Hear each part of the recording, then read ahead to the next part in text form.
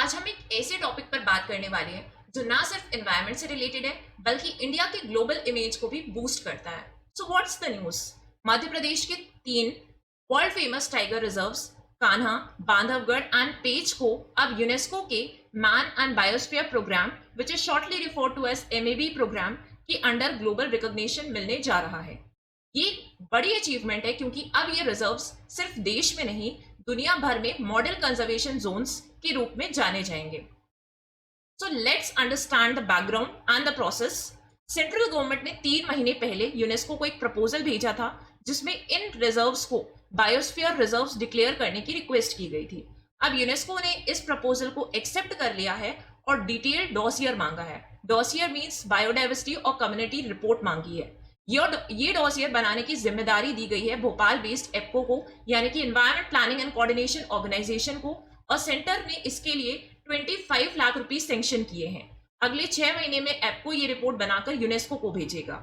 Hello everyone, this is मेघना and I welcome you all to our YouTube channel Learnify IQ. So आज के इस video में हम जानेंगे यूनेस्को के एमएबी प्रोग्राम के बारे में, बायोस्फीयर रिजर्व्स क्या होते हैं, वर्ल्ड एंड इंडिया में कितने डेजिग्नेटेड बायोस्फीयर रिजर्व्स हैं, और ये 3 बायोस्फीयर रिजर्व्स इतने इंपॉर्टेंट क्यों हैं जिन्हें यूनेस्को का डेजिग्नेशन मिलने वाला है। तो चलिए सबसे पहले जानते हैं कि एमएबी प्रोग्राम है क्या। ये प्रोग्राम लॉन्च किया गया था 1971 में by United Nations Educational, Scientific and Cultural Organization, जिसे हम पॉपुलरली यूनेस्को के नाम से जानते हैं। ये प्रोग्राम एक इंटर गवर्नमेंटल साइंटिफिक प्रोग्राम है जिसका लक्ष्य है to improve human nature relationship through science, sustainability and innovation. इस प्रोग्राम का मेन टूल है बायोस्फीयर रिजर्व्स, जहां nature conservation, local development and scientific research का परफेक्ट बैलेंस होता है। इस प्रोग्राम के ऑब्जेक्टिव्स क्या हैं? सबसे पहला ऑब्जेक्टिव है बायोडाइवर्सिटी कंजर्वेशन। ये प्रोग्राम फोकस करता है इकोसिस्टम्स और लैंडस्केप को प्रिजर्व करने में। सस्टेनेबल डेवलपमेंट, जो आज के दौर पर बहुत ज्यादा जरूरी है। रिसर्च इन एजुकेशन पर फोकस करता है, ऑब्जेक्टिव है इस प्रोग्राम का। And climate resilience which aims to build resilience against climate change and global challenges। अब जानते हैं कि बायोस्फीयर रिजर्व्स क्या होते हैं। सो बायोस्फीयर रिजर्व्स को अगर हम समझेंगे तो एक बायोस्फीयर रिजर्व वो एरिया होता है जहां पे लैंड, वाटर, फॉरेस्ट या कोस्टल इकोसिस्टम्स होते हैं, जिसे यूनेस्को एमएबी प्रोग्राम के अंडर रिकॉग्नाइज किया जाता है। यहाँ पर बायोडाइवर्सिटी को कंजर्व करने के साथ साथ उसका सस्टेनेबल यूज भी होता है। अब देखिए, एक बायोस्फीयर रिजर्व 3 मेन जोन्स में डिवाइडेड होता है। सबसे अंदर आता है आपका core zone and it is the most protected area of a biosphere reserve. It may contain endemic plants and animals. ये जो जोन है वो रिप्रेजेंट करता है इंपॉर्टेंट जेनेटिक रिजर्वियर्स को। And a core zone is a protected region like a national park और a sanctuary, जो कि प्रोटेक्ट किया जाता है under wildlife protection act 1972 के अंडर में। And it is kept from human interference, free from human interference, मतलब यहाँ पे कोई भी ह्यूमंस अलाउड नहीं होंगे, उनकी इंटरफेरेंस अलाउड नहीं होगी किसी भी तरीके से।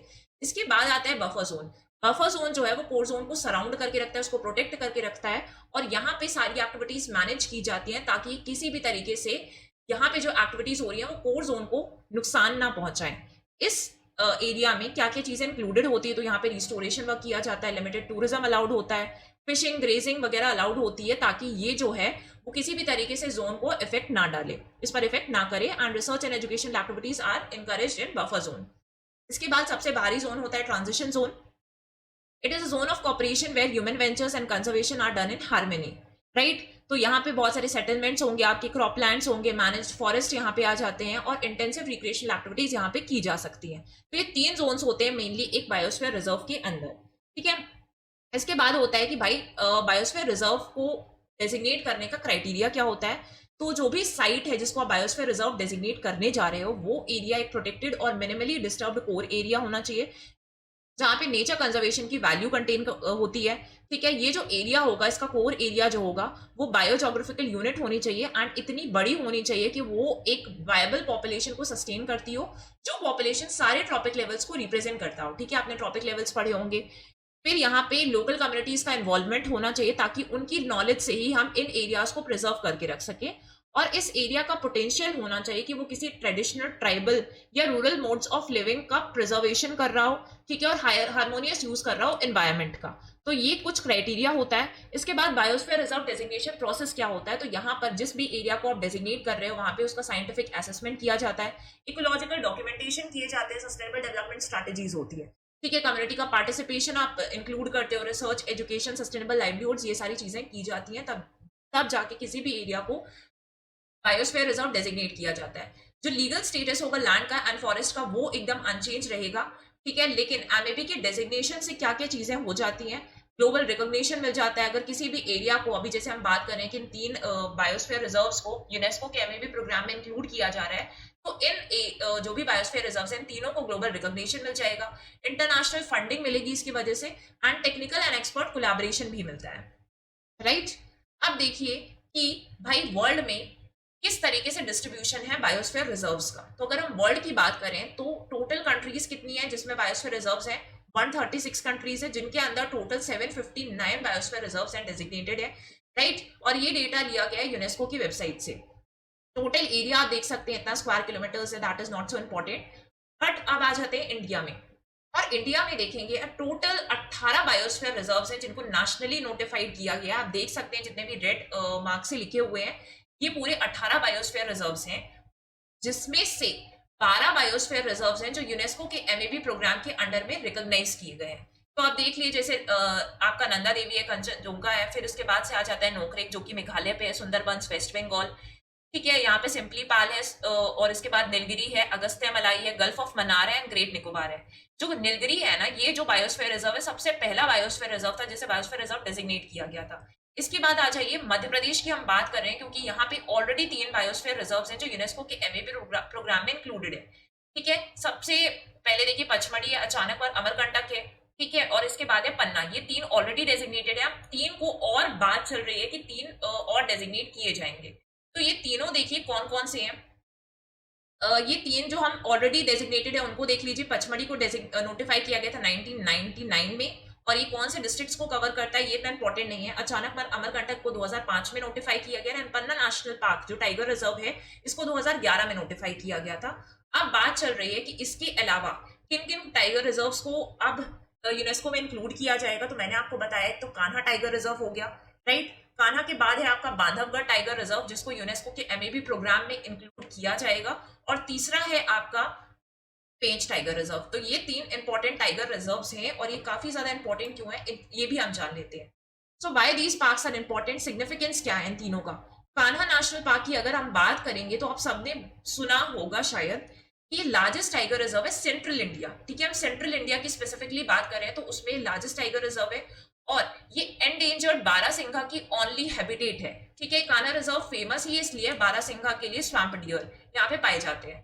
फिर सेकेंडली अगर हम बात करें बांधवगढ़ टाइगर रिजर्व की, तो यहाँ पर इंडिया की हाईएस्ट टाइगर डेंसिटी पाई जाती है, and it is a rich tribal heritage and archaeological sites भी यहाँ पर इंक्लूडेड है। फिर अगर हम बात करें पेंच की, तो सबने आपने जंगल बुक के बारे में देखा होगा, उसको बहुत ज्यादा ये कार्टून देखा होगा, ठीक है। तो ये रुडियार्ड किपलिंग का तो जंगल बुक था, यहीं पर शूट हुआ है, और पूरा इंस्पायर्ड है इस जगह से, ठीक है। It is a home to diverse fauna and over 285 bird species. इसलिए इन 3 रिजर्व्स को बायोस्फीयर रिजर्व्स बनाने की बात की गई है अंडर यूनेस्को के प्रोग्राम में, राइट।